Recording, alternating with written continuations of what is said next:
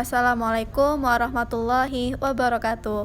Perkenalkan, nama saya Nabila Kairani, mahasiswi dari Universitas Muslim Nusantara Al-Wasliyah Medan dengan NPM 181434070, Program Studi Perguruan Sekolah Dasar kelas 7A.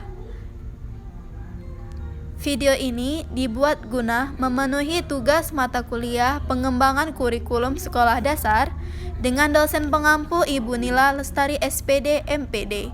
Materi yang akan saya presentasikan adalah prinsip-prinsip pengembangan kurikulum.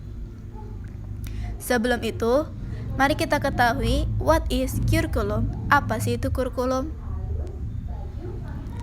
Kurikulum adalah perangkat mata pelajaran yang diberikan oleh suatu lembaga penyelenggara pendidikan yang berisi rancangan pelajaran yang akan diberikan kepada peserta pelajaran dalam satu periode jenjang pendidikan. Selanjutnya, prinsip-prinsip pengembangan kurikulum. Prinsip-prinsip ini terbagi menjadi 2 poin. Yang pertama ialah prinsip umum dan yang kedua adalah prinsip khusus. Dalam prinsip umum kurikulum terdapat 4 poin. Yang pertama ialah prinsip berorientasi pada tujuan, yang kedua prinsip kontinuitas, ketiga prinsip fleksibilitas, dan yang terakhir ialah prinsip integritas. Pada poin pertama, prinsip berorientasi pada tujuan. Prinsip ini menegaskan bahwa tujuan merupakan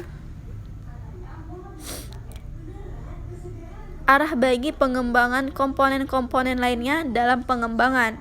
Tujuan kurikulum harus dapat dipahami dengan jelas oleh para pelaksana kurikulum untuk dapat dijabarkan menjadi tujuan-tujuan lainnya yang lebih spesifik dan operasional. Tujuan kurikulum juga harus komprehensif, yaitu meliputi berbagai aspek domain tujuan baik kognitif, afektif, maupun psikomotorik. Yang kedua yaitu prinsip kontinuitas. Prinsip ini yaitu dengan adanya kesinambungan dalam kurikulum baik secara vertikal maupun secara horizontal.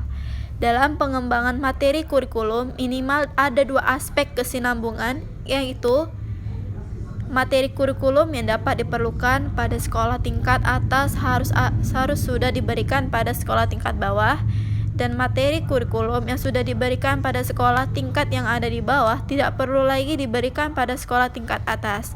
Dengan demikian, dapat dihindari pengulangan materi kurikulum yang mengakibatkan kebosanan pada siswa dan agar tidak terjadi tumpang tindih materi.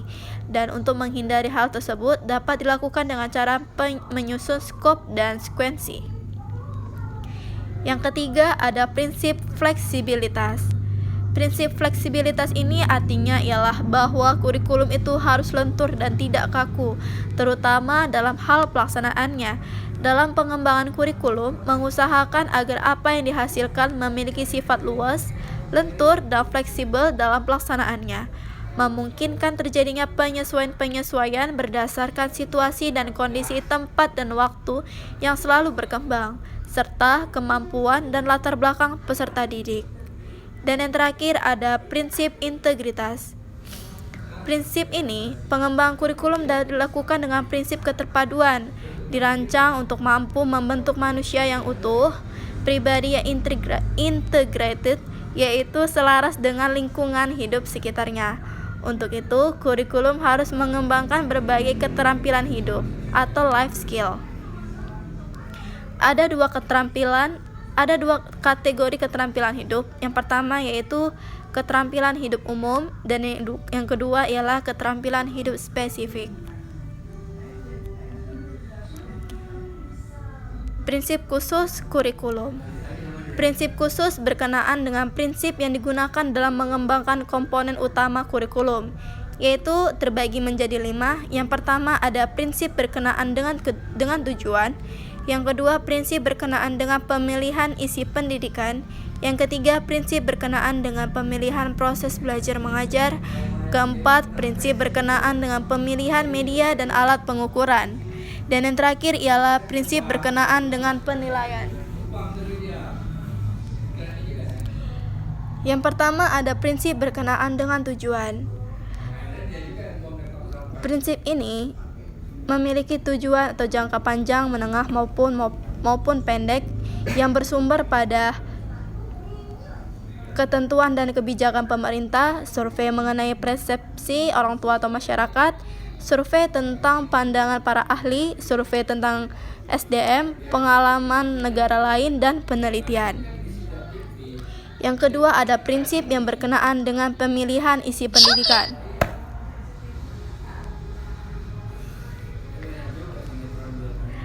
Prinsip ini perlu penjabaran tujuan pendidikan ke dalam perbuatan hasil belajar yang khusus dan sederhana. Isi bahan pelajaran harus meliputi segi pengetahuan, sikap, dan keterampilan. Unit-unit kurikulum disusun berdasarkan urutan yang logis dan sistematis. Yang ketiga, ada prinsip berkenaan dengan pemilihan proses belajar mengajar. Prinsip ini hendaknya memperhatikan apakah metode atau teknik tersebut yang pertama dapat mencapai tujuan kognitif, afektif, dan psikomotor, cocok untuk mengajarkan bahan pelajaran, memberikan kegiatan yang bervariasi sehingga dapat melayani perbedaan individual siswa, memberikan urutan kegiatan yang bertingkat-tingkat, lebih mengaktifkan siswa atau guru atau keduanya, mendorong berkembangnya kemampuan baru, menimbulkan jalinan kegiatan belajar di sekolah dan di rumah, juga mendorong penggunaan sumber belajar yang ada di rumah dan di masyarakat. Yang keempat, ada prinsip yang berkenaan dengan pemilihan media dan alat pengajaran. Prinsip ini, alat atau media yang diperlukan sudah tersedia atau ada penggantinya. Jika perlu dibuat, siapa yang membuat, berapa biayanya, dan berapa lama waktunya. Bagaimana pengorganisasian alat dalam bahan belajar, apakah dalam bentuk modul atau paket belajar, dan bagaimana pengintegrasiannya dalam keseluruhan kegiatan belajar. Hasil terbaik diperoleh dengan penggunaan multimedia. Yang terakhir, ada prinsip yang berkenaan dengan penilaian. Bagaimana karakteristik kelas, usia, dan tingkat kemampuan kelompok yang akan dites, berapa lama waktu yang diperlukan untuk pelaksanaan tes, apakah tes tersebut berbentuk uraian atau pilihan, berapa banyak butir tes yang perlu disusun, apakah tes tersebut diadministrasikan oleh guru atau siswa. Beberapa prinsip dalam pengelolaan hasil penilaian. Yang pertama, norma penilaian yang digunakan dalam pengelolaan hasil tes. Yang kedua, apakah digunakan formula Gaussian? Ketiga, bagaimana pengubahan skor mentah ke dalam skor masak? Yang keempat, standar apa yang akan digunakan? Yang kelima, untuk apakah hasil tes digunakan?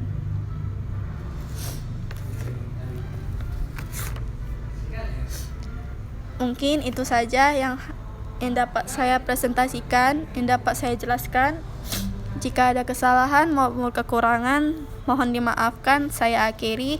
Wassalamualaikum warahmatullahi wabarakatuh. Terima kasih.